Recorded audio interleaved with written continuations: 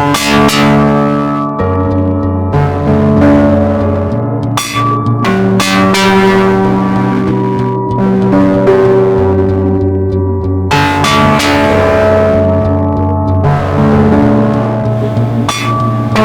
Hajar Dewantara adalah seorang pendidik dan pelopor pendidikan di Indonesia.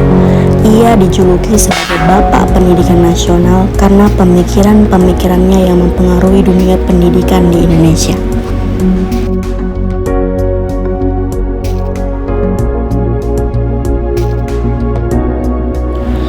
Beberapa gagasan yang dapat diterapkan dari dasar-dasar pendidikan Ki Hajar Dewantara meliputi pendidikan karakter, penggunaan teknologi dalam pembelajaran, dan penerapan metode pembelajaran yang merdeka. Ki Hajar Dewantara menekankan bahwa pendidikan harus memperhatikan kodrat alam dan kodrat zaman, serta relevan dengan perkembangan zaman.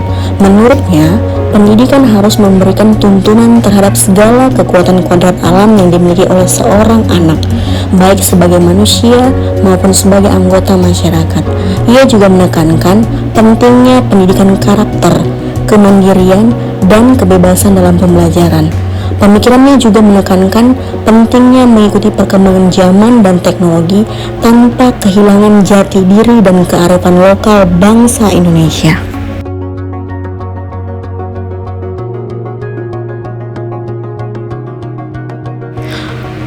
Menurut Ki Hajar Dewantara, pendidikan adalah tuntunan di dalam hidup tumbuhnya anak-anak yang menuntun segala potensi yang ada pada anak untuk berkembang sesuai dengan kodrat alam dan zaman. Sedangkan sosial budaya adalah khas insani yang tidak dapat dipisahkan dari kehidupan manusia dan merupakan inti dari kebudayaan. Menurut Ki Hajar Dewantara, pendidikan dan sosial budaya merupakan sesuatu yang tidak dapat dipisahkan karena keduanya saling berkaitan dan saling mempengaruhi. Menurut beliau, pendidikan adalah tuntunan dalam hidup tumbuhnya anak-anak, sedangkan sosial budaya adalah khas insani yang tidak dapat dipisahkan dari kehidupan manusia. Ki Hajar Dewantara menekankan bahwa harus memperhatikan dan mengintegrasikan nilai-nilai sosial budaya dalam setiap aspek pembelajaran, serta mengembangkan peserta didik yang berkepribadian merdeka, sehat fisik, sehat mental, cerdas, dan menjadi anggota masyarakat yang berguna serta bertanggung jawab atas kebahagiaan dirinya dan kesejahteraan orang lain. Sistem AMO berkaitan erat dengan kurikulum merdeka saat ini karena keduanya menekankan pada pemberian kemerdekaan kepada peserta didik dalam proses pembelajaran sehingga mereka dapat tumbuh dan berkembang sesuai dengan potensi dan bakatnya.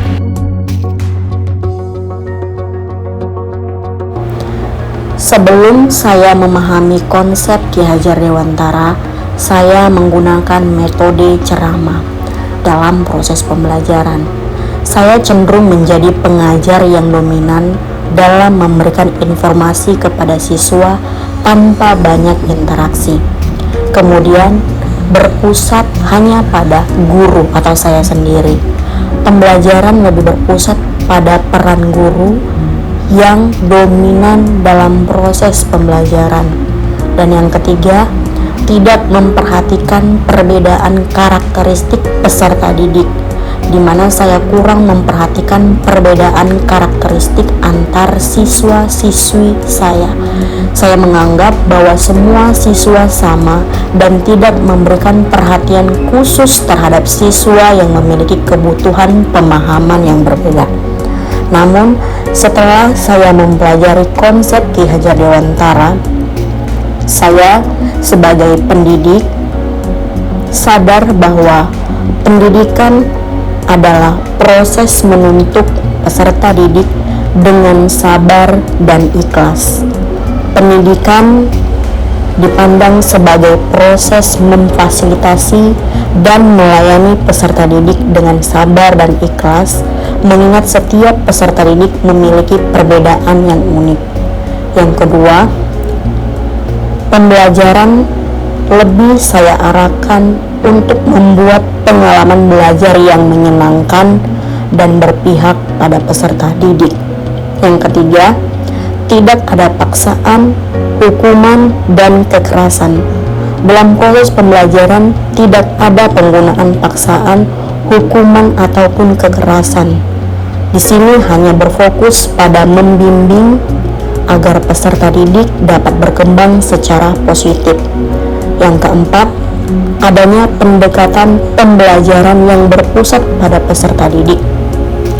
Peserta didik ditempatkan sebagai subjek pembelajaran, bukan objek pembelajaran, di mana pendekatan pembelajaran didesain dengan kebutuhan dan minat mereka. Yang kelima, pemilihan model pembelajaran yang variatif.